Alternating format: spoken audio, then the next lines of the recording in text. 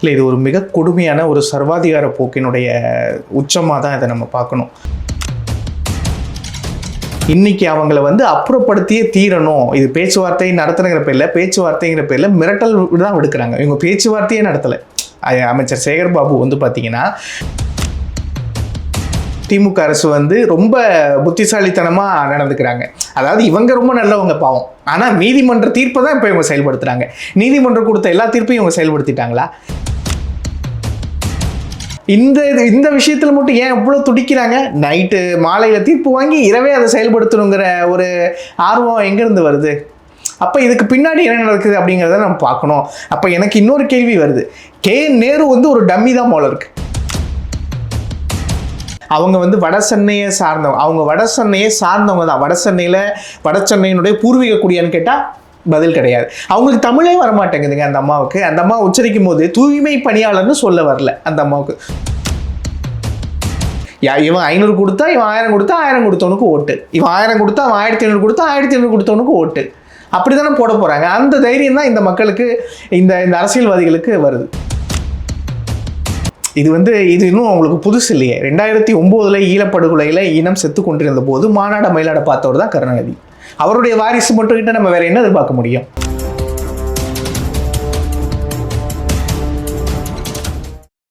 கலங்கரை சொந்தங்களுக்கு அன்பு வணக்கம். இன்று நம்மோடு நேர்காணலில் இணைந்திருப்பவர் நாம் தமிழ் கட்சியை சேர்ந்த பார்த்திபன் அவர்கள். வணக்கம் சார். வணக்கம். நலமா இருக்கீங்க? நல்லா இருக்கேன். சரி, இப்போ துப்புரவு பணியாளர்களை இரவோடு இரவாக 11:30 மணி அளவில் நேற்று நைட்டு பார்த்தீங்கன்னா வலுக்கட்டாயமாக அரசு செய்து பல தனியார் மண்டபங்களில் ஒரு ஆடு மாடுகளை அடைத்து வைப்பது போல அடைச்சி வச்சிருக்காங்க. அதுவும் யார் யார் எங்கே இருக்காங்கன்னு காண்டாக்ட் பண்ண முடியாத அளவுக்கு அதெல்லாம் தடுத்து வச்சிருக்காங்க. இதை எப்படி பார்க்குறீங்க? இல்லை, இது ஒரு மிக கொடுமையான ஒரு சர்வாதிகார போக்கினுடைய உச்சமாக தான் இதை நம்ம பார்க்கணும். ஏன்னா அந்த போராடி அவங்க கிட்டத்தட்ட 15 நாட்களுக்கு மேலாக இந்த போராட்டம் அறவழியில் அமைதியாக முறையில் நடந்துட்டு இருந்தது. பொதுமக்களுக்கு எந்த வகையிலும் இடையூறு இல்லாமல் அவங்க பாட்டுக்கு அவங்க கோரிக்கைகளை முன் வச்சு அவங்க போராட்டத்தை அவங்க முன்னெடுத்துக்கிட்டு இருந்தாங்க. ஆனால் இன்னைக்கு அவங்கள அப்புறப்படுத்தியே தீரணும், இது பேச்சுவார்த்தை நடத்துகிற பேரில் மிரட்டல் தான் விடுக்கிறாங்க. இவங்க பேச்சுவார்த்தையே நடத்தலை. அமைச்சர் சேகர் பாபு பார்த்தீங்கன்னா ஒரு அதிகார ஒரு போக்கில் அவருடைய அந்த உடல் மொழியே மிகுந்த ஒரு ஆணவத்தோடு அப்படி தான் அந்த மக்களை அணுகிறாரு. அவங்க நாங்கள் சொல்கிறத கேட்கணும், அவ்வளோதான், நாங்கள் சொல்கிறத செஞ்சுட்டு கிளம்பி போங்க. அந்த குப்பைகளை அள்ளி க்ளீன் பண்ணுற, சுத்தம் பண்ணுற அந்த மக்களை குப்பைகள் போல தான் அவர் பார்க்குறாரு. அப்படி தான் அவருடைய உடல் மொழி வெளிப்படுது. அவருடைய இத்தனைக்கும் அவர் இந்த துறைக்கு அவருக்கும் சம்மந்தம் இல்லாத ஒரு அமைச்சர். அவருடைய துறை சார்ந்ததானா கிடையாது, அவருடைய இலக்கா சார்ந்ததுன்னா கிடையாது. அந்த துறைக்கும் அவருக்கும் சம்பந்தமே இல்லாம இவர் யாருங்கிறது அந்த மக்களோட கேள்வியா இருக்கு. இன்னொரு நீதிமன்றம் இப்படி மக்களுக்கு அநீதி இழைக்குமா அப்படின்ற ஒரு ஆதங்கமும் அவங்க வெளிப்படுத்த. இந்த விஷயத்தை பொறுத்த மட்டும் இந்த ஆளும் திமுக அரசு ரொம்ப புத்திசாலித்தனமா நடந்துக்கிறாங்க. அதாவது இவங்க ரொம்ப நல்லவங்க பாவம், ஆனா நீதிமன்ற தீர்ப்பை தான் இப்ப இவங்க செயல்படுத்துறாங்க. நீதிமன்றம் கொடுத்த எல்லா தீர்ப்பையும் இவங்க செயல்படுத்திட்டாங்களா? இதற்கு முன்னாடி இந்த எனக்கு தெரிஞ்சு இந்திய வரலாற்றிலேயே இத்தனை முறை ஒரு மாநில அரசை ஒரு உச்ச நீதிமன்றம், உயர் நீதிமன்றம் கண்டிச்சிருக்குமானா எனக்கு தெரியல. இல்ல, மத்த தீர்ப்புகள் கொடுத்தா அதை இவங்க செயல்படுத்தல.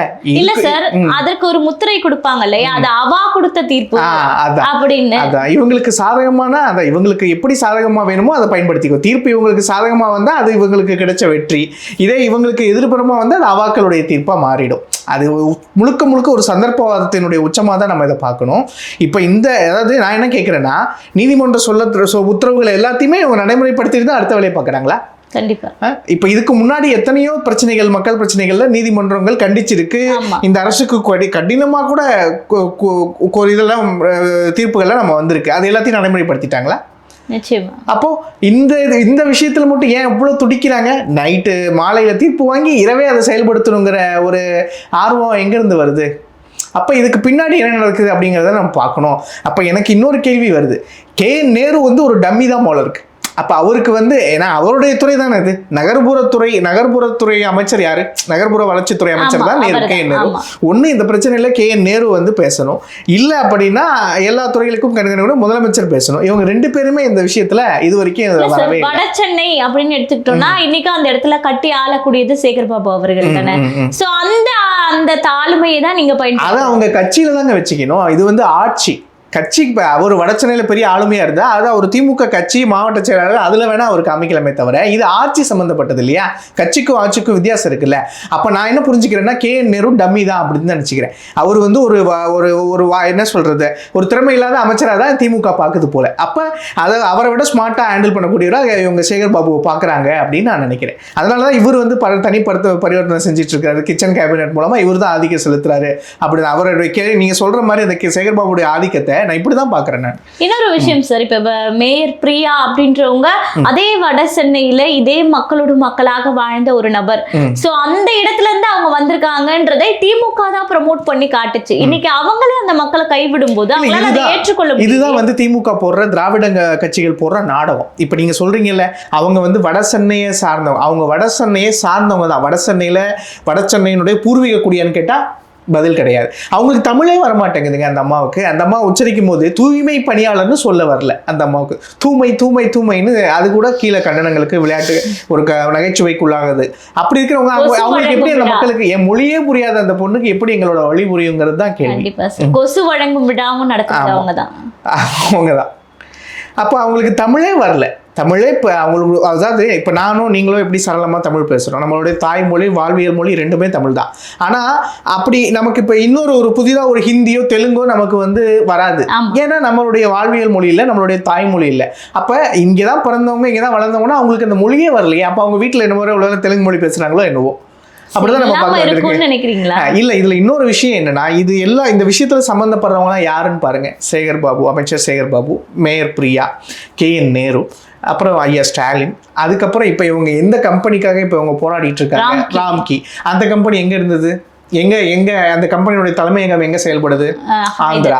அப்ப இவங்க எல்லாருக்கும் ஒரு அடிப்படையில ஒரு மொழி தான் கனெக்டிவிட்டியா இருக்குன்னு தான் நான் பாக்குறேன். இவங்க எல்லாரும் இப்ப இந்த அமைச்சர் KN நேரு ஆகட்டும், சேகர் பாபு ஆகட்டும், மேயர் பிரியா, இவங்க எல்லாருக்கும் தாய்மொழி என்ன? தெலுங்கு தாய்மொழியை கொண்டவர்கள். இல்ல சார், தெலுங்கர் ஆதிக்கம் இங்க செலுத்துறாங்க. ஆதிக்கம் இல்ல, தெலுங்கு ஆட்சி தான் இங்க நடக்குது.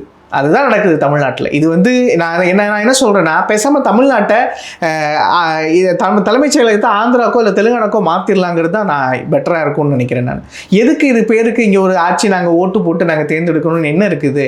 இது வந்து இன்னொரு ஆந்திரா தெலுங்கானா மாதிரி தெலுங்கர்களுக்கான ஒரு மூன்றாவது மாநிலமாக தான் தமிழ்நாடு மாறிட்டு இருக்கு. இல்லை மாறிடுச்சு, அதுதான் நடந்துட்டு இருக்கு. இப்போ இருக்கக்கூடிய இந்த சூழ்நிலையில, அதாவது அவர்களினுடைய வலியை வேதனையை மக்களிடம் கொண்டு போய் சேர்க்கணும். நீங்களும் நானும் உட்கார்ந்து பேசிக் கொண்டிருக்கக்கூடிய இந்த வேளையில நேற்று முதல்வர் அவர்கள் கூலி திரைப்படத்தை பார்த்துவிட்டு சன் டிவி வளாகத்துல போஸ்ட் கொடுக்கிறாரு போட்டோக்கு. இதை எப்படி பாக்குறீங்க? இது வந்து என்னன்னா, இது வந்து திமுகவுடைய மரபணுலேயே அது இருக்கு. இது இன்னும் அவங்களுக்கு புதுசு இல்லையே. 2009 ஈழப்படுகொலையில இனம் செத்து கொண்டிருந்த போது மாநாட மயிலாட பார்த்தவர் தான் கருணாநிதி. அவருடைய வாரிசு மட்டும் கிட்ட நம்ம வேற என்ன எதிர்பார்க்க முடியும்? ஐயா ஸ்டாலின் அவர்கிட்ட கருணாநிதியின் மகன் சொல்ற அவர் நிரூபிக்கிறார். இதுல சந்தேகமே வேண்டாம். இந்த விஷயத்துல அவர் 100க்கு 100 அவர் நிரூபிக்கிறார். நான் கருணாநிதியின் மகன்ங்கிறத நாங்களே ஒத்துக்கிறோம் சந்தேகத்துக்கு இடையே இல்லாமல். ஏன்னா அவரை மாதிரியே இருக்கார், அப்பன மாதிரியே இருக்கார் பிள்ளை. அதை தான் செய்கிறாரு. இனம் செத்த போது எப்படி அவங்க மாநாட மயிலாட உட்காந்து பார்த்துட்டு இருந்தாங்களோ, இன்னைக்கு கூலி தொழிலாளர்கள் போராடும் போது கூலி படத்துக்கு உட்காந்து ரிவ்யூ பார்த்துட்டு இருப்பாங்க.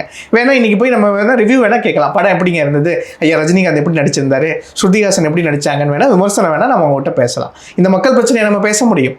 இதை வந்து மக்கள் தான் பார்க்கணும். எப்படியா இருந்தாலும் மீண்டும் ஓட்டு கேட்க அதே மக்களிடம் சென்று தானே சார் ஆகணும். அப்போ அந்த மக்கள் வந்து எப்படி இவங்களை வந்து ட்ரீட் பண்ணுவாங்க, எப்படி ஓட்டி போடுவாங்க அப்படின்ற மறந்துடுவாங்க. இவங்களுக்கு எங்க இருந்து இந்த தைரியம் வருதுன்னு நினைக்கிறீங்க? இப்போ இவ்வளவு அடக்குமுறை, தேர்தல் ரொம்ப பக்கத்துல இருக்கு. இன்னும் ஒரு வருடம் கூட முழுமையா இல்லை. சொல்ல போனா இப்ப அடுத்த வருஷம் இந்நேரம் எலெக்ஷன் முடிஞ்சிருக்கும், கண்டிப்பா ஆட்சியே மாறி இருக்கும். அப்படிதான் நிலைமை இருக்கு. அவ்வளவு அருகாமையில வரும்போது ஒரு அரசு எவ்வளவு கவனமா கையாளணும் இந்த மாதிரி பிரச்சனைகளை. ஏன்னா மக்கள் பிரச்சனைகளுக்கு மக்களுக்கு பயப்படுற எந்த அரசாங்கமும் இது போறியான ஒரு அடாவடித்தனமான போக்க கண்டிப்பா கையில் எடுக்க மாட்டாங்க. அதையெல்லாம் மீறி இவங்க எப்படி இருந்து இவங்களுக்கு இந்த தைரியமும் துணிச்சலும் வருதுன்னா, காசால் அடிச்சா சரியா போச்சு. அன்னைக்கு நம்ம தமிழ்நாட்டு மக்கள் வந்து எப்படி வாக்களிக்க போறாங்க? இவங்க நம்ம மண் சார்ந்தவர்களா, நம்ம மொழி சார்ந்தவர்களா, நம்ம இனம் சார்ந்தவர்களான்னு பார்க்க போறாங்களா? கிடையாது. இல்லை இவங்க என்ன நல்லது செய்வாங்கன்னு பார்க்க போறாங்களா? அதுவும் கிடையாது. இல்லை என்ன கொள்கை பேசுறாங்க, யார் என்ன கொள்கை, எந்த கொள்கை நல்ல கொள்கையா இருக்குன்னு பார்க்க போறாங்களா? கிடையாது. என்ன பணம் தானே தீர்மானிக்குது. இவன் 500 கொடுத்தா, இவன் 1000 கொடுத்தா 1000 கொடுத்தவனுக்கு ஓட்டு, இவன் 1000 கொடுத்தா அவன் 1500 கொடுத்தா 1500 கொடுத்தவனுக்கு ஓட்டு. அப்படிதானே போட போறாங்க. அந்த தைரியம் தான் இந்த மக்களுக்கு, இந்த அரசியல்வாதிகளுக்கு வருது. அப்ப இவங்க என்ன நினைப்பாங்க, அந்த துப்புரவு தொழிலாளர்கள் இல்லை, ஒட்டுமொத்த தமிழக மக்களையுமே இவங்க குப்பையா தான் பார்ப்பாங்க. கொடுக்குற காசை வாங்கிட்டு ஓட்டு போட போற, உனக்கு என்ன நீதி, உனக்கு என்ன சமூக நீதி, உனக்கு என்ன அங்கீகாரம், உரிமை பத்தி பேச உனக்கு என்ன இருக்கு? அதுதானே அவங்களுடைய கேள்வியா இருக்கு. அப்ப இந்த மக்கள் தான் சிந்திக்கணும். இல்ல இப்ப இதெல்லாம் நீங்க பேசக்கூடிய நமக்கே தெரியும் போது இது திமுக ஆட்சியாளர்களுக்கு தெரியாதா?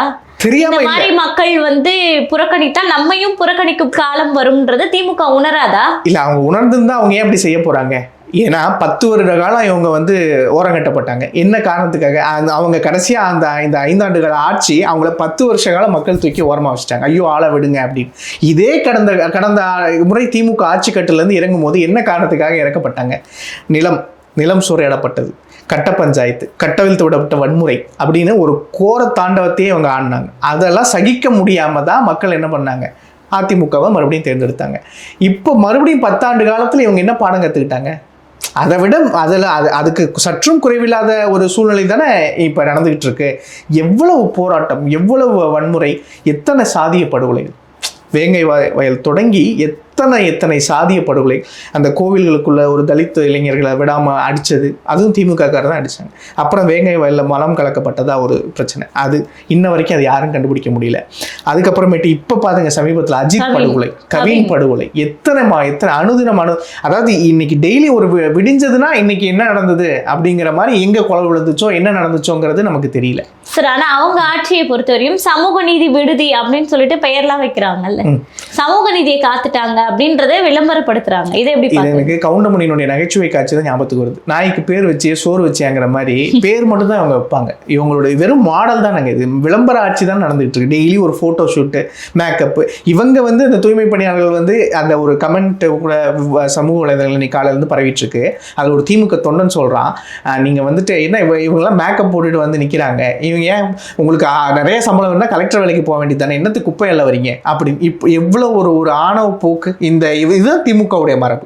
இந்த திமுக ஜமீன் பண்ணையார் மனப்பான்மை இந்த மாதிரி கட்டங்களில் தான் வெளியே வரும். இந்த டான் அசோக்குன்னு ஒரு ஆள் என்னது உங்ககிட்ட அமைச்சர் இறங்கி வரணுமா, நாய்களா, என்ன மாதிரியான வார்த்தை துணிகள், அந்த இவங்கெல்லாம் சாதியை ஒழிக்க போறாங்க, இவங்க சமூக நீதி பேசுறாங்கன்னு அந்த மக்கள் நம்பணும். எப்படி இருக்கு பாரு. இன்னொரு விஷயம் சார், அவங்க கேட்கக்கூடிய கேள்வி, எனக்கு தனியார் வேலை கொடுக்குறீங்க, சரி நாங்கள் தனியார் மையத்துக்கு போகிறோம், அதே 15,000 சம்பளத்தை ஏற்றுக்கிறோம். ஆனால் மக்கள் வரி பணத்தில் தானே நீங்கள் லட்சக்கணக்கில் சம்பளம் வாங்குறேன், உங்கள் வேலையும் தனியார் வேலையாக மாற்றிடலாமே, கேள்வியை எப்படி பார்க்குறீங்க? இல்லை, இயல்பாக அந்த கேள்வி தானே வரும். இப்போ நீ என்ன காரணத்துக்காக இப்போ நீ தனியார் கிட்ட கொண்டு போற? தனியார் வந்தால் உங்களுக்கு வந்து அலவன்ஸ் கொடுப்பான், தனியார் வந்தால் போனஸ் கொடுப்பான், இஎஸ்ஐ கொடுப்பான், பிஎஃப் கொடுப்பான் அப்படின்னா அப்போ நீ என்ன பண்ணுற? அந்த கேள்வி இயல்பா வரும். அப்போ அரசாங்கத்தால் கொடுக்க முடியாது, தனியார் கம்பெனிக்காரன் கொடுப்பானா? நான் தனியார் கம்பெனிக்காரனே ஆட்சி நடத்திட்டு போட்டுமே, நீ எதுக்கு மேயர்னு இருக்க, அமைச்சர்னு நீ எதுக்கு இருக்க? அதுக்கு ஒட்டுமொத்த தூக்கி அந்த பிரைவேட் கம்பெனிட்டே கொடுத்துட்டு போயிடலாம்ல. எதுக்கு கவுன்சிலர், எதுக்கு மேயர், எதுக்கு ஒரு அமைச்சர், முதலமைச்சர், அதை தனியார் கம்பெனிக்கே கொடுத்துட்டு போயிடலாம் இல்லையா? அந்த கேள்வி இயல்பா வரதானே செய்யும். அதுதானே நியாயமானது கூட. கண்டிப்பா சார். இன்னொன்னு, இன்னைக்கு காலையில இருந்து இப்ப வரைக்கும் வந்து பாத்தீங்கன்னா ஊடகங்கள்லாம் விஜய் அவர்கள் துப்புரவு பணியாளர்களுக்கு ஆதரவாக கொந்தளித்து பேசினார் அப்படின்னு ஒரு தலைப்புகள் வெளியிட்டு இருந்து, என்னதான் கொந்தளித்து பேசினார்னு ஓபன் பண்ணி பார்க்கும்போது அறிக்கை, அவர்களை வந்து கைது செய்தது நியாயமா, அவர்கள் என்ன வந்து குற்றவாளிகளா அப்படின்ற ஒரு அறிக்கை தான். இது வந்து எப்படி சார் ஒரு அரசியலுக்கு வந்துட்டாரு விஜய், ஒரு மாபெரும் வந்து ஒரு பெரிய இடத்துல இருக்கக்கூடியவர், அவர் இந்த களத்துல வந்து இன்னைக்கு இந்த மக்களுக்கு இந்த அநீதி நடந்திருக்குமா அப்படின்ற கேள்வியும் இருக்கு. இல்லை, விஜய் வந்து இந்த ஆளும் தரப்புக்கு துணை போறார். எப்படின்னா, இன்னைக்கு இப்போ நீங்களே சொல்றீங்க, அவர் வந்து அரசியலுக்கு வந்துட்டாரு, ஒரு மிகப்பெரிய மக்கள் செல்வாக்கு இருக்கக்கூடிய, மக்கள் அறிமுகம் கொண்ட ஒரு புகழ்பெற்ற திரையின் உச்சத்தில் இருக்கக்கூடிய ஒரு கலைஞர். சொல்லப்போனால் இன்னைக்கு தமிழ்நாட்டில் சூப்பர் ஸ்டார்னா விஜய். அப்படி இருக்கும் பொழுது அதை வந்து எப்படி பயன்படுத்த அந்த புகழ்கள் இல்லை, அது இருக்கு. என்ன இருந்தாலும் தொழில்துறையில் இன்னைக்கு முன்னணி கதாநாயகன்னா அது விஜய் தான், அதை நம்ம ஏற்றுக்கிட்டு தான் ஆகணும். அதில் வந்து ஒன்றும் மாற்று கருத்து இல்லை. அப்படி இருக்கும்போது இவ்வளவு புகழ் வெளிச்சம் கொண்ட இந்த மக்கள் ஒன்று தூக்கி கொண்டாடுறான். இன்னைக்கு அந்த மக்களுக்கு ஒரு பிரச்சனை அப்படிங்கும்போது நீங்கள் போய் அங்கே களத்தில் நின்று இருந்தா களமே மாறி இருக்கும். இப்போ இந்த பிரச்சனையில இந்த நொடி வரைக்கும் களத்துல உண்மையும் உறுதியுமா நிக்கிறது நாம் தமிழர் கட்சி மட்டும். அண்ணன் சீமான் தான் இருமுறை போனார். அந்த மக்களுக்கு முதல்ல ஆதரவு கொடுக்க போனாரு. திரும்ப இப்ப அவங்களை கைது செஞ்சு இந்த மாதிரி ஒரு சித்திரவதைக்கு உள்ளாக்குறாங்க அப்படிங்கும் போது திரும்பவும் இன்னைக்கு அண்ணன் போய் பார்க்கும் போது பார்க்க விடலை. அந்த அளவுக்கு அடக்குமுறையை இந்த அரசாங்கம் நெருக்கடிகளை கொடுத்துட்டு இருக்கு.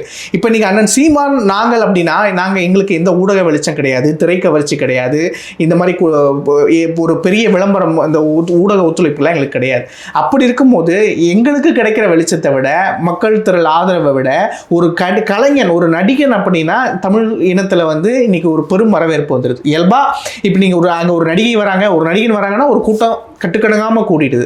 அப்போ இந்த திரை கவர்ச்சியை, இந்த பெரும் புகழை அவர் உண்மையாலும் மக்கள் நலனுக்கு பயன்படுத்தணும்னு நினைச்சிருந்தா இன்னைக்கு அங்கே போய் வந்திருக்கணும்ல, அங்கே விஜய் வந்திருக்கலாம்ல, சந்திச்சிருந்தா அந்த போராட்டம் இன்னும் பெரிய அளவில் மாறி இருக்கும் இல்லையா?